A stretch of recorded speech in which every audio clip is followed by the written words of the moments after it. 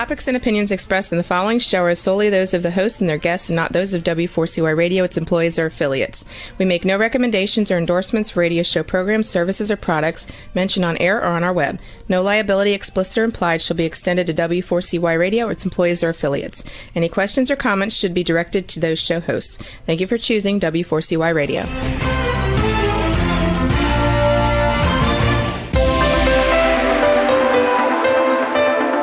Churchill said, "Those who fail to learn from history are condemned to repeat it." Kevin Hallinan believes that certainly applies to business. Welcome to Winning Business Radio, here at W4CY Radio. That's W4CY.com. And now, your host, Kevin Hallinan.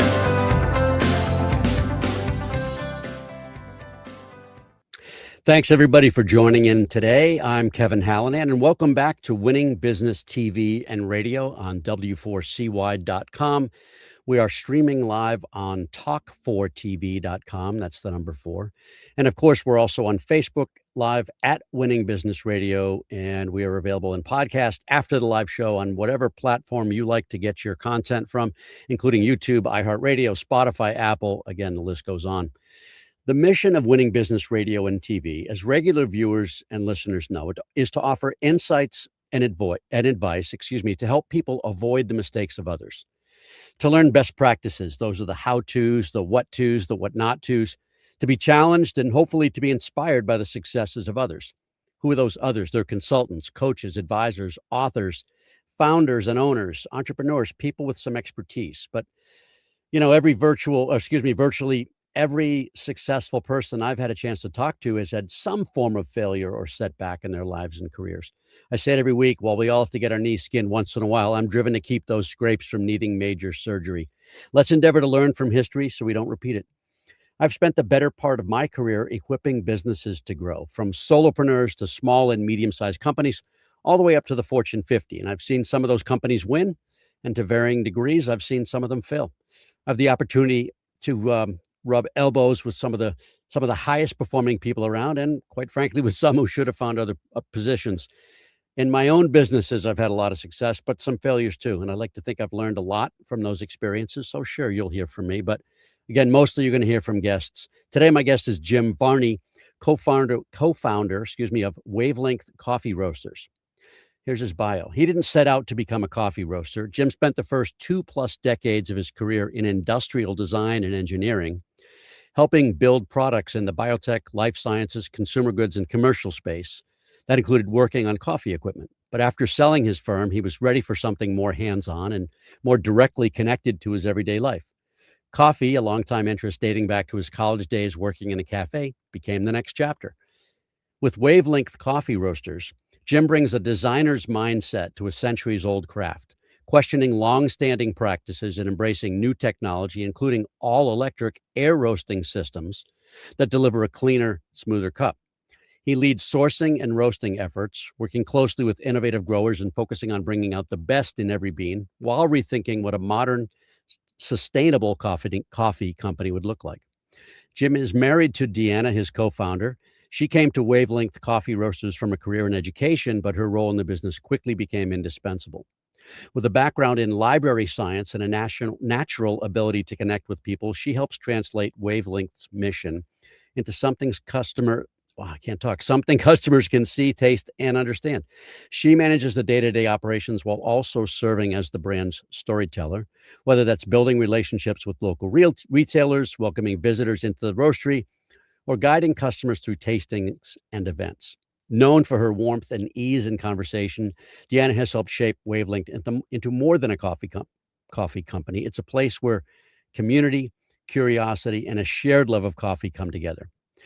Wavelength Coffee Roasters, a Massachusetts-based specialty coffee company launched in 2025, was built with a clear mission: to create a better cup of coffee through a more sustainable approach to sourcing, roasting, and packaging. Drawing on Jim's background in industrial design and engineering, they bring a fresh, technology-driven perspective to a traditionally analog industry. At the core of the company's philosophy is a 3-pronged commitment to sustainability. The company sources beans from forward-thinking farmers across the world who are advancing innovative growing practices. They roast using all electric solar powered air roasting technology, as you heard. That's an alternative to conventional fossil fuel based methods, and it produces a clean, smooth flavor profile without bitterness.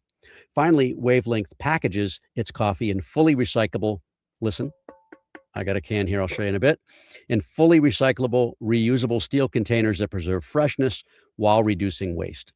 The result is an ultra smooth, thoughtfully crafted coffee designed for both quality and environmental impact. Jim holds a bachelor's in industrial design from Syracuse. Deanna has a BA in psychology and a master of library and information science. Jim, welcome to Winning Business TV and Radio. Thanks for being here. Thank you for having me. Get a little tongue-tied there, but there's a lot to say. I know. It's a big intro, yeah. Yeah, well, I expanded it a little bit, but I took from a couple of different sources, but I thought it would be helpful. First, because she couldn't be here, tell us a bit about Deanna. Oh, well, boy, what can I say? Like you mentioned, we've been married for now over 20 years. We actually have our 21st anniversary this week coming up. So, yeah, congratulations. so it's a big one. But, yeah, we had never, worked before, but when we got to this place in our lives where, I had kind of transitioned out of my previous job, and she was working in the Sudbury, Massachusetts school system, actually, for real little kids, and had been doing that for several years. And teachers, boy, they really are indispensable, and they do amazing work. But it's tough, even with the little ones. It's a lot. So she had been doing that for a while, and when we kind of were at the position, where we were in, we're like, well, let's, what are we ready for? Let's do something different. And she was really up for it. She's been that way her whole life. It's funny, she's kind of the more adventurous one. I'm a little bit more of the, sort of not falling too far, like not straying too far. I mean, I'm a born and bred New Englander. She grew up in Michigan, and then briefly went to school in Michigan. Then she went to California, and then she spent a year teaching English in Korea without knowing any Korean. Just dove into it. So she's like, at different times in her life, she's always been ready for that challenge. And I actually I find that inspiring in a lot of ways. She, as a couple, like she, kind of pulls me in different directions, as you do, like, and I pull her in different directions. But this was one where I wasn't sure she'd be ready to jump into this thing, like, because we've never been coworkers, it's a challenge there, right? But she was ready for whatever we were going to do next, and so she definitely brings a lot to the table, like you kind of mentioned in the intro there. She's the person where, if you're at a cocktail party, like I can talk forever in this format, but bring me to a cocktail party where I have to make small talk and I'm like frozen. But she is just comfortable in just getting out there and talking to people. And she just makes other people comfortable in that way. Oh, that's great. And it's like, but that is what an amazing asset, just from a business standpoint, to have somebody like that who is helping us to make contacts, making everyone feel comfortable, feeling part of the whole team. And yeah, just absolutely, I couldn't imagine. I mean, we've only been doing this for a little over a year now in total. 8 months our doors have been open, but it's been great experience, and she brings so much to the table to this company. I couldn't imagine doing it any other way. So I got to ask, how did you two meet? Oh boy, we met at a wedding, actually. It sounds a little storybook, but and I think our versions are slightly different if you were to ask the two of us exactly. But we have that same, I have that same experience. Go ahead. Yeah. So we were actually at a wedding. A mutual friend of ours, a young woman I went to high school with, that actually Deanna went to graduate school with, and cool. We kind of met each other from different times, and or were connected through different time periods in our lives. But the wedding was in Portland, Maine, and so this mutual connection of ours was very smart. And she, at the reception, made a table that was all of her single friends from high school and all of her single friends from library school, and kind of put them all together. And, it was a great match. We all ended up getting along super well together. We, all hung out later on that year. And eventually, Deanna and I, I think it was kind of destined almost to kind of happen. I feel like I felt an immediate connection for her. It probably took a little longer, but we eventually did start dating later on that year. And yeah, boy, the rest is history, as they say. That's funny. I love those stories. All right. What were your early interests? And then the follow-up is, give you that one too. Why'd you choose Syracuse and industrial design? Yeah, I was one of those kids who I definitely knew what I liked to do. I always loved art. That was a big part of my childhood. I would, write and illustrate like my own comic books. Very cool, when I yeah. was a little kid, and I was always also tinkering with things and building little machines and little toys for myself. And in high school, I was involved in a program that at the time was called the Odyssey of the Mind. I think it might be called something different now, but that it was basically this program. It's kind of international even, but it was definitely big in the U.S. that would present student groups with a challenge, and they had a bunch of different kinds of challenges. And you had basically a whole year to work on it with a team, and then there were these basically competitions that would take place. Is it called DECA, do you think now? DECA? Oh, I think that's what it might be. Yeah. Yeah. I think it is. Yeah. But it's basically like they have a wide range of them to appeal to, kids with all different kinds of interests. They've got some that are more like, for theater and that sort of thing. And with the ones I gravitated towards were always the ones where you had to build something. Like there was one that was all building different paper airplanes to solve different problems. And then there was another one. That competition's on right now, I think, right? Yeah. And there was another one that was like, you had to move like a bunch of tennis balls, like 10 feet using different mechanisms. So it was like that sort of engineering STEM kind of basic thing. Yeah. I loved that too. And so all through high school, I kind of had these two, you could say competing, whatever, but I was like really into art, and I took all the art classes I could and basically more or less camped out in my art teacher's like room during off time, and also these engineering things. And when I was ready to go to school, I got, my senior year or whatever, I figured I was going to basically go into illustration. And I was like, well, this is kind of natural. I'll just go into that. And a friend of mine, I have three sisters. I have an older sister and then two younger sisters. And my older sister, a friend of hers was coming back from break from school because she was, they were now college age, and he was going to Syracuse University. And he actually came and actually spoke in the high school like art class, basically. Oh, yeah. Hey, I'm studying industrial design at Syracuse University, and kind of talked about what it was. Wow. And I was like, wait, there's a thing where you can take engineering and you can take art and you can kind of put those things together, and you can go to school for that. And I was like, I'm sold. Like I knew immediately that's what I want to do. I did look at a bunch of other schools and, applied a bunch of different places, but Syracuse just felt like the right place at the right time. And of course I had an older connection there. So yeah, that's how I ended up going there. Love it. You started as a freelancer right out of college in design. What made you do that? Necessity of the market. Yeah, okay, right. So the nice thing about industrial design, at least at the time that I was graduating, which was the late 90s or so when I was getting out, is there's always sort of been these two traditional hubs for innovation and design, where it seemed like most of the businesses that were doing design back then were located. The Boston area was one big hub, so a natural benefit to kind of come from the Northeast, and then the Bay Area in San Francisco, like San Jose, that whole area. Naturally, it's kind of where the two areas where there's so much, at least back then, where the concentrations of innovation were really happening, and so therefore new product development. That's where the companies were. So I got out of school and briefly was moved back home, but basically I wanted to move to Boston as soon as I could, because that's where the business is. And I was just looking for every opportunity to kind of just hustle, just do the thing. I really wanted to get into the industry, but it's a really competitive industry.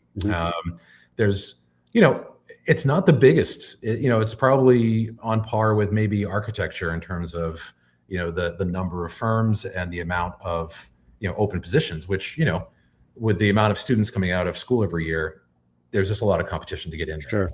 And so I was just interviewing with as many people as I could, going to all, sending resumes out to every single person on the list, talking to, basically giving portfolio reviews with professionals in Boston that I'd gotten to know. And I got my first gig at a really small consultancy in, was it Melrose or someplace like that in Massachusetts, right? And just was happy to get in, because as soon as you can get in, that's so much easier to kind of work your way there. But yeah, I worked my way. I consulted for a few different firms, and the story of actually how I got my first full-time position was kind of amusing. And like I mentioned, I was interviewing with a bunch of different places, and I talked with this one very respected person in the community, and she was like, your portfolio is great. I think you should really talk to these guys at this company called Product Insight. She's like, I know them really well. They're great guys, but they're going to be really tough. And she kind of gave me this warning, basically saying, like, I think you'd be a good fit, but it's going to be really tough. And I was like, ooh, okay. So I did. I reached out, and they gave me an interview, and I came in, and the founders played like good cop, bad cop with me. And the good cop ended up being a guy who was just a couple of years later, he actually ended up leaving the firm to kind of pursue his own passion, which was and doing something else. But the guy who gave me the hardest time ended up being my business partner later on, because they did give me an initial job that was freelancing, and I did that for about a year before I went on full time. But man, I walked away from that first interview thinking that I had bombed. There's no way that these guys are going to call me. There's no way. But he and I, connected so well over the years and got to know each other so well that we eventually became business partners. So it's funny how. Well, you must have handled that adversity pretty well. I don't know. It was I was just a kid, but boy, yeah, it felt tough at the time. All right, we're going to take our first commercial break right here. We'll be back in just about 60 seconds with Jim Varney, co-founder of Wavelength Coffee Roasters. You're listening to Winning Business Radio with Kevin Hallinan on W4CY Radio. That's W4CY.com. Don't go away. More helpful information is coming right up, right here on Winning Business Radio. Bestien Wealth Management is family-owned for 2 generations. They take pride in thoughtful financial planning and wealth management with a family feel for your closely held family business. Bestien Wealth Management focuses on deep planning, integrating your business planning with personal. They will help put your money to work and your mind at ease. Go to bestienwealthmanagement.com for more information. Advisory services offered through Commonwealth Financial Network, a registered investment advisor. Join the Bestien family and let our family advise your family. That's bestienwealthmanagement.com for your complimentary initial consultation. Have you ever dreamt of being on the radio? Well, now is your chance. Be a radio show guest on the #1 ranked internet radio station and promote you and your business for free. Yes, you heard it, free. Business advertising right here on W4CY.com. Call 561-506-4031 now to get booked on one of our shows. That's 561-506-4031. Get your free advertising now. And now back to Winning Business Radio with Kevin Hallinan, presenting exciting topics and expert guests with one goal in mind, to help you succeed in business. Here once again is Kevin Hallinan.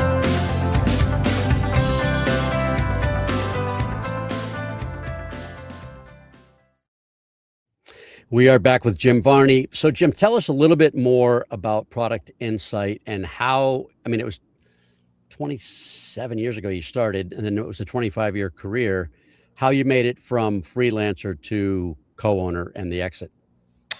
Yeah. So when I started out, like I mentioned before, I was freelancing there for about a year. And I think I just really knew I wanted to work in this industry, and just tried to find every opportunity I could, even while I was freelancing, to to make my mark. And I think in that process, I mean, the design industry, it's a creative industry, but it's very much about craft as well. Like it's about, making sure that you are honing your skills and that you're able to, communicate very clearly. So, as a green, fresh out of school kid, I had a lot to learn, but I also kind of learned what I was really good at and really leaned into that. And what my strength happened to be was all the we called ideation or like conceptualization. So it's like when you start a project, like I think my first project was concepts for like power strips, like the little plug-in things you do, like just and that's it basically. Like give me as many sketches on ideas for power strips as you can. And I think I did like, I don't know, 100 pages or something like that, in a week, just as many as I possibly could, these quick little thumbnails. And I think that made a real impact. And so just the ability to kind of just go like kind of riff on ideas was something that I always loved. And it was something that came natural to me. And I just became sort of my real focus as a designer. And you kind of make yourself indispensable at any job. So when an opportunity came, when it was a year of freelancing, they brought me on full time and worked my way up as like in the staff designer position. And then, over several years getting to a senior position. And eventually, because of the relationship that I had developed with the ownership, with Brian. With Bad Cop. With Bad Cop, yeah. I learned he wasn't, it was a little bit of an act, but also like he was a real perfectionist in a lot of ways. And I think that I owe a lot of my success in being pushed, really being driven to be better, and to always try to improve in everything I do. And so I learned from him like on a one-to-one basis over, years. And that's great. Eventually got to the point where I was able to go through, raise the ranks up to a director of design. And then at one point, like I mentioned, his original partner left the company. And so he was looking for someone to kind of share the burden with the company. And I'd been there for, at that point, I think at least 15 years or so. And he offered basically for me to, come on board over the process of several years. So it's sort of like a sweat equity sort of a deal, but to come on board and share as a partner. And I was very gracious. I thought that was an amazing offer, and I chose to do that. Yeah. So give us an idea of maybe one or two other projects that you may have worked on that just the not the specific brand or anything like that, but the type of items. Sure. Yeah. So our particular focus at that company, it had been pretty wide, but we'd originally been doing a lot of, say, consumer goods, say, heaters and fans and can openers and, kitchen appliances, that sort of thing. A lot of those types of products, a lot of, for home cooking and things, lots of coffee makers I did over the years. But it's with the firm actually had a very more technical angle to it, as compared to maybe some other design firms that were maybe a little bit more fashion forward. We were always very practical, and the founders and the people they brought in, including myself, had that technical bend. So we actually did a lot of work in more medical device development, biotech, life science. We were very good. We got to be known as being one of the best at creating what's called instrument design. So if you go to a hospital or you go to a doctor's office or something like that, the kind of devices that might be around for diagnostics or ultrasounds or things like that, those types of products are the sort of things that we worked on over the years for different companies. So so one of the things that really stood out in my mind was we worked a lot on a proton therapy device for there was actually a local place in Massachusetts that was one of the premier developers of proton therapy for treating inoperable cancers. And that really makes you feel good when you're working on something that's really making a difference in people's lives. So that's the kind of stuff we were doing. All right. So you guys you exited, and then you did some fractional work, leadership, engineering leadership. And then you decided to co-found Wavelength Coffee Roasters. Now, I want to know, was it your idea? Was it Deanna's idea? Who came first? And what was that discussion like? And who said you're crazy? And who said, let's go for it?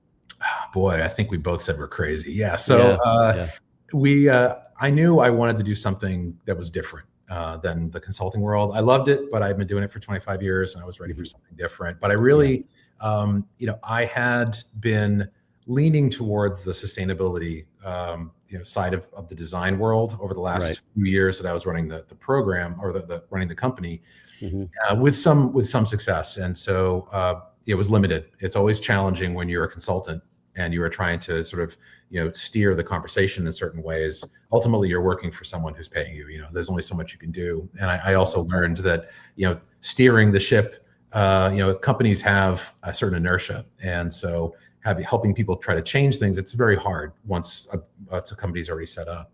So I knew I wanted to do something on my own when I left, but I really didn't know what. I wanted to do some consulting in climate tech is where I kind of thought I could go into.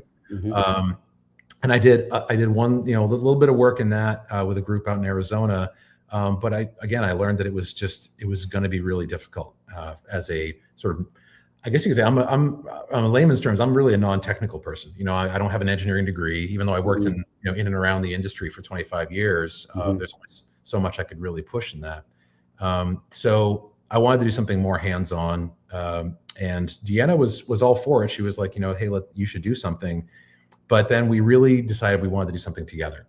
And that was kind of the initial idea. It was like, well, let's, instead of me just going off and doing a consulting thing on my own, and like, why don't we make a family business? We've got 2 kids, and they were teenagers at the time. I guess they're still teenagers, but they're on the high end of the teenagers spectrum. Yeah. And we thought, like, well, wouldn't it be fun to start something that even our kids could take a part in, or we could hand off to them, right? Like something we could have a legacy in. We thought that would be nice. And we didn't really know where it would start. And I think it was Deanna one morning who was like, hey, what about coffee?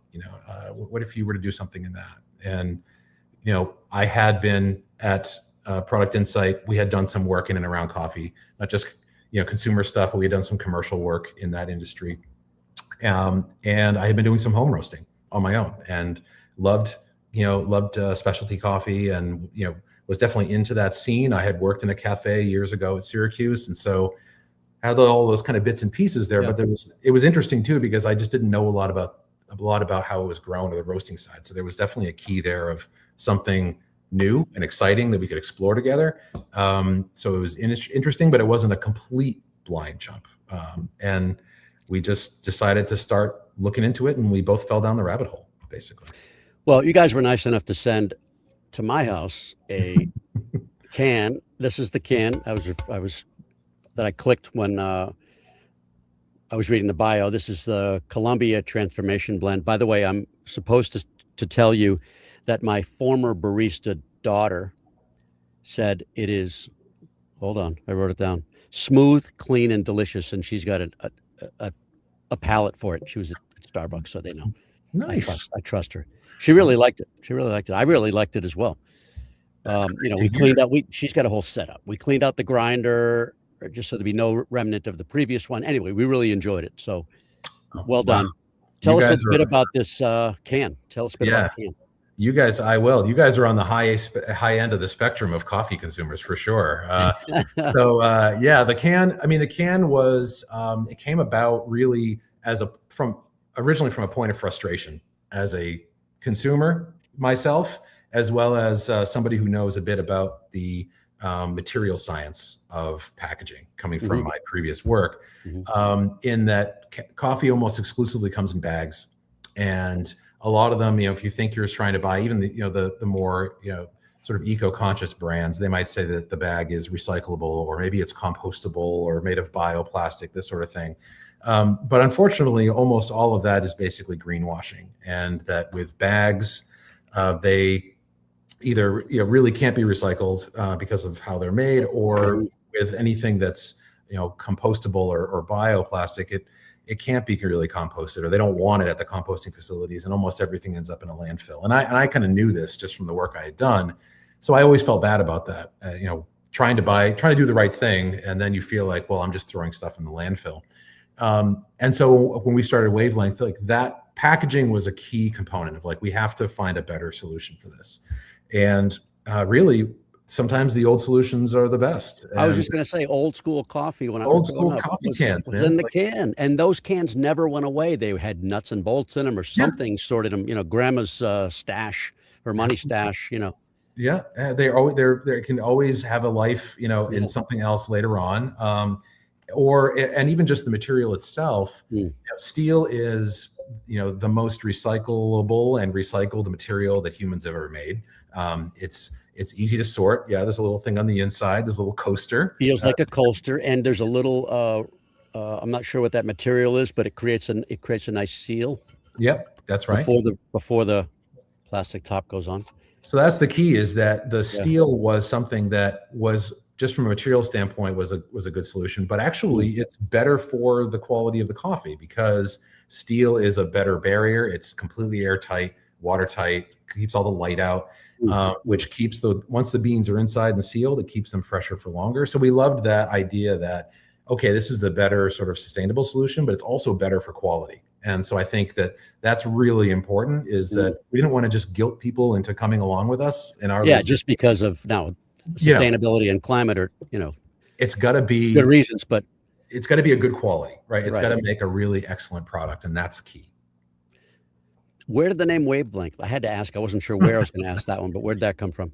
Yeah, it's so originally my original crazy idea. This is where the "you're crazy" thing probably comes in. All right. When we first thought about doing coffee, I wanted to do it completely standalone, all solar powered, like make my own shed basically with solar panels and inverters and batteries, and I had the whole thing planned out to run a roaster off of this.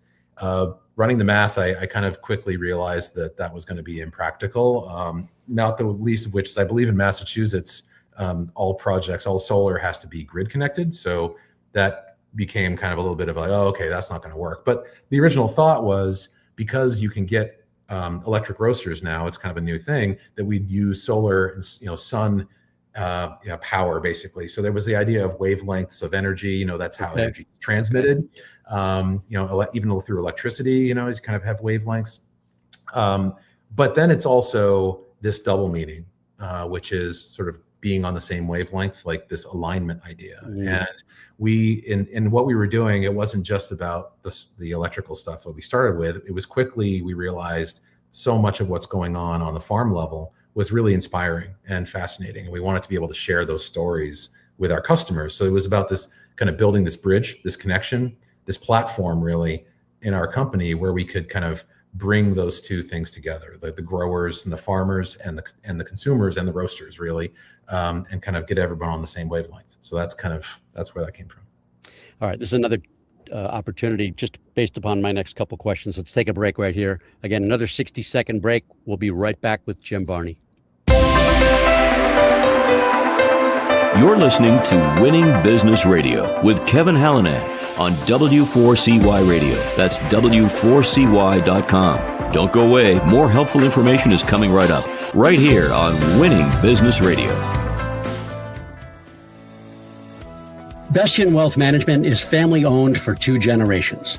They take pride in thoughtful financial planning and wealth management with a family feel for your closely held family business. Bestien Wealth Management focuses on deep planning, integrating your business planning with personal. They will help put your money to work and your mind at ease. Go to BestienWealthManagement.com for more information. Advisory services offered through Commonwealth Financial Network, a registered investment advisor. Join the Bestien family and let our family advise your family. That's BestienWealthManagement.com for your complimentary initial consultation. The YP.com website is your local search engine. If you're looking for a good restaurant, it can help you find the right one nearby with ratings and reviews. Or if your car breaks down, you can use the YP app to find the closest repair shop. Or maybe you're just looking for something to do on a Friday night. Well, it has great local coupons for all sorts of things in your area. No matter what, when, or where, if you're looking for something, YP Local Search can help you find it. So go to YP.com or download the app to search local, find local, and save local. And now back to Winning Business Radio with Kevin Hallinan, presenting exciting topics and expert guests with one goal in mind: to help you succeed in business. Here once again is Kevin Hallinan.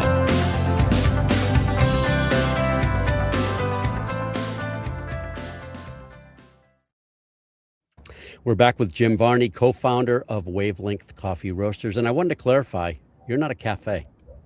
That is correct. Go ahead. We are a roaster, not a cafe. That's right. So you provide beans, right? That's right. Yeah. So do you grind, or is it always whole bean? Well, in our packaging, we prefer to do whole bean because it's definitely the best way to keep the coffee fresher for longer. But we do have folks. So when folks come in to the roaster, because we do actually have a showroom roastery here in Shirley. I'm sitting in it right now, one of our brick walls. Cool.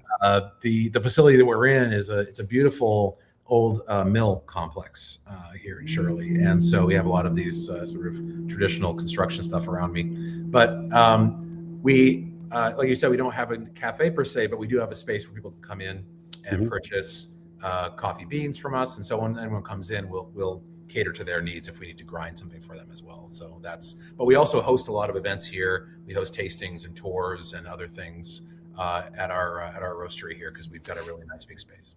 So people in the area could rent the space for a given event? That's right. So we've done that for local business groups. Actually, our Neshoba Valley Chamber of Commerce has done that, and other private businesses have actually set up quarterly meetings that they've had here, and then done a little tour and tasting. So yeah, that's something that we actively promote for people around here. Well, that's good to know too. Let's see. I'm going to get into some of the details here. What is the impact of electric heat on coffee? So to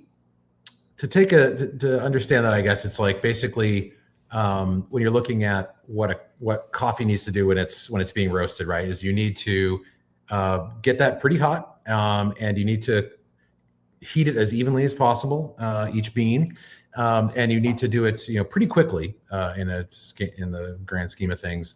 And so traditionally, the way that's always been done, and commercially at least, is on what's called a drum roaster. So it looks kind of like a big horizontal, like a dryer, almost like a clothes dryer. But basically, the idea is it's a spinning stainless steel drum, and you have to heat up that drum real hot. And that's and you dump the beans inside, and they tumble around basically like a rock tumbler.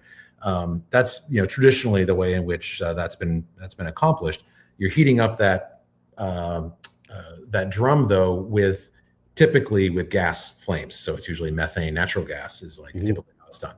So it gets it scorching hot. You dump the beans in, and there is airflow in there, of course, but it's a lot of contact with the drum. Now, with electric roasting, you do away with all of the gas. So there's no gas connections at all. And in particular, the way that we're doing it is electric air roasting. So it's kind of more like a giant popcorn popper than a clothes dryer, if you will. There's a vertical sort of column of hot air. So it's an electric, a big bank of electric heaters that air is kind of pulled through. That hot air then pushes vertically up through all the coffee we have. And so it sort of agitates it and almost looks like a tornado sort of happening inside of there. But what that accomplishes is it's cooking the individual beans instead of on the surface of a drum. They're sort of all surrounded by hot air. And so that makes the coffee roast very evenly, very consistent across the entire batch. And it also, we find, allows the coffee to kind of express its own flavor and quality without imparting any unwanted flavors from the drum, because sometimes over years you can kind of get some buildup of oils and flavors in a drum roaster. So this process that we're using gets away from that, so it's very clean and very precise with the flavoring. From coffee to coffee. From coffee to coffee, it's very distinct, and we can. People are often surprised at that when we have all of our coffees out to taste, that they taste each one and they all taste very different. It's not like variations on a theme, like they're all as different as the origins that they come from. And these are considered, I don't know if you use the term, but considered small batch? Yeah. So with the size that we're doing, so we roast on, it's a 6 kilograms, so that's about 13 pounds total. Each roast we do lasts maybe about 12 minutes or so. We can do with turnaround. I can usually do about 3 full roasts per hour or so. So even at that volume, we're definitely a small batch roaster. And this is a relatively small commercial sized roaster that we're using. I saw it on the website. Yeah. Yeah, we can upgrade from there. Actually, the company that makes that has some larger sizes, but they're a very new company. So we're actually, in a lot of ways, piloting that particular technology. And we're definitely the only ones at this point, as far as I know, in New England, in the Northeast, that have one of those air motion roasters. There are others throughout the U.S., a few that have them, but it's still very unusual. Ask that, yeah. And even the idea of roasting electric is very unusual. So I think it's like 99+% of coffee that we consume today is all roasted on gas. So it's like only 1% of it or less is electric. And then of that, there's probably only 1% that's air roasted. So we're in the minority, but because it's a very new technology, it's something that we are, again, embracing because we love the quality that it produces, and it's extremely efficient, and it allows us to use the renewables that we have on tap here at our facility. So how many different blends do you have? Roughly, you could name a couple if you like. Yeah, so I mean, you have the Transformation Blend, which is one of our 2 coffees from Colombia. We actually have there's 3 different origins, which is like the countries wherever they come from, where we have 2 coffees each. So we have 2 from Burundi, we have 2 from Colombia, and we have 2 from El Salvador. And we didn't necessarily start out to do that, but we actually found that it was an interesting way to, again, we're looking from an educational standpoint or an exploration standpoint. We like the educational side of the business and always trying to tell the stories. You pointed out that there's a coaster that we put on the inside of each can. That was because we knew we didn't have enough space on the can to tell the story we wanted. Clever. And so we're like, well, how do we do that? How do we provide the information that's often on our website to people who are just buying this off of at retail, say on a shelf? And that the coaster actually was a perfect fit. And on one side, it gives more tasting notes, and on the other side, it does link it more to why is this coffee special? Why are we highlighting it? Why are we promoting it? So in total, we have anywhere between, say, 8 and 10 coffees available at any one time. We've got a few that are sort of our base, that are always kind of there, and we've got a few that we sort of bring in smaller amounts and try those out to give people, again, different opportunities to try things from all over the place. How do you source these beans? So a couple of different ways. The typical way, like we also do, is with there's importers, larger companies that basically will facilitate the coffee coming from where it comes. Because as most people probably know, or maybe not, coffee can only be grown around the tropics of the world. So it's you've got countries like I mentioned, El Salvador, like the Central American countries that probably people are more familiar with, Costa Rica, Honduras, that sort of thing. But you've also got countries in East Africa, like Burundi and Rwanda and Tanzania and Ethiopia, and also Southeast Asia. You've got Sumatran coffees and things like that. So they're from all over the world. It's, if you can imagine, and like Brazil and South America, it would be, and it is challenging as an individual to basically be able to bring that in and communicate on this level. So there's a lot of companies called importers that we work with, and we've been very careful about who we do work with that help to facilitate that. But in some cases, like the coffees that we have from El Salvador, we actually buy those directly from the farm. That was a farmer that I was very impressed with as I was doing all my research with what they were doing with their agronomy and their really progressive soil health and plant health initiatives that they were taking on themselves. I was just really impressed. And so I took a while, but I eventually was able to WhatsApp them or make connections. And we organized a sale. And that just like get a Range Rover and show up.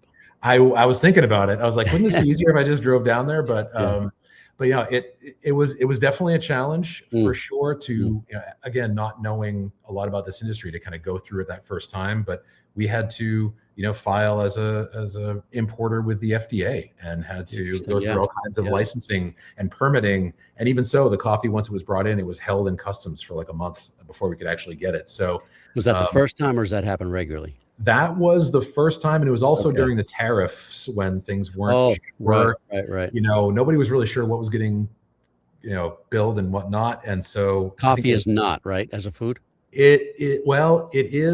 it was not, and then it was, and then, yeah, it got complicated. Oh, I okay. I think shouldn't it's have actually down to a basic level now, Yeah. where basically all countries have a base level tariff. But there was a Mhm. time where there were certain countries that were going to have higher tariffs, and so Okay. it was a little bit of a wild west there for a little bit. But we still buy coffee from that farm in El Salvador for this next harvest, because we Cool. love the quality and we love working with them. So we're not scared off by that.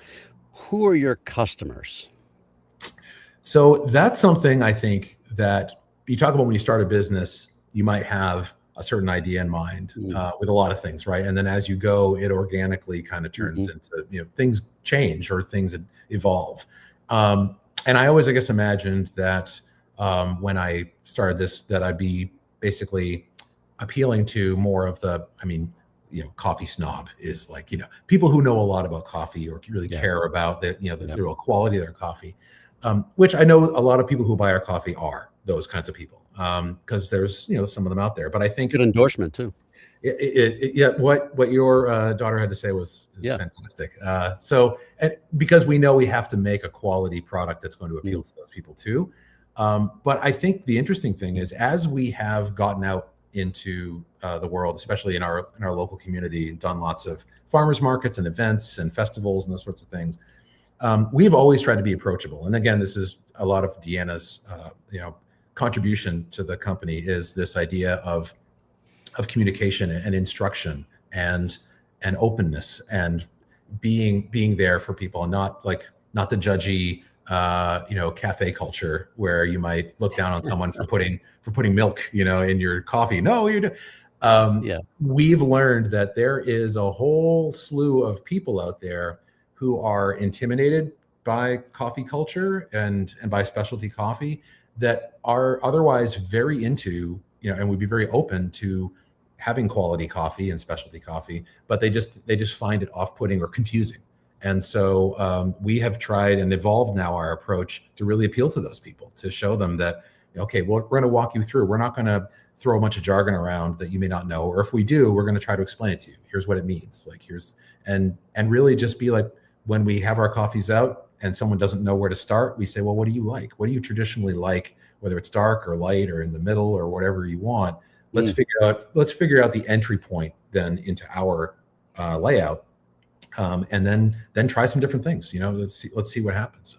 So I think we've learned that those people, I think there's a large portion of the population, you might say, like in the New England area, because Dunkin' Donuts, it's the Dunkin' Donuts folks who are, Dunkin' Donuts is great. I mean, I'm no hater on Dunkin' Donuts. I grew up drinking Dunkin' Donuts. Sure. Hazelnut for sure was like the entry point for me. Lots of milk and sugar. But I think, you have to be open for people to include those people, because as far as like our sustainability message, like it only makes sense to get as many people on board as we can. Like we're not here to push people away. So I think that's become more of our crowd. I think the people who are maybe curious but don't know a lot about coffee yet. So where in Central Mass can people, or maybe outside, can people get the coffee? Yeah, they can come to you. They can come to us for sure. We're in several markets right now over the summer, but they can find us. There's a few specialty markets. Wilson Farm in Lexington is a great place for that. The Concord Market in Concord is another one. We're also in Revival Cafe and Kitchen, which is actually a chain of seven locations in and around Boston and the surrounds. So they're also in Lexington and Alston, I believe, and in and around like Watertown, Somerville. They've picked up our coffees, or one of our coffees, our Costa Rican actually, for over the summer for hot coffee as well as iced. And so we're doing quite a lot of volume for them right now. And so, so we're just, like I mentioned, we've only been around for 8 months, so we're just starting to get out there, but we're getting more traction now, which is really exciting. That's fantastic. All right, we are out of time. 2 questions. All right. Who in the listening and viewing audiences, now this is more on the commercial side. You just explained the coffee drinker, but who in the listening and viewing audiences should reach out to you and why? We would love to hear from other businesses that would be interested in coming into the space. They are interested in touring a state-of-the-art sustainable roasting company, and maybe even blending their own custom blend that they could use at their company. But also other restaurants and other companies like that who are interested in maybe matching their farm-to-table ethos with a really excellent locally roasted coffee that is sustainable.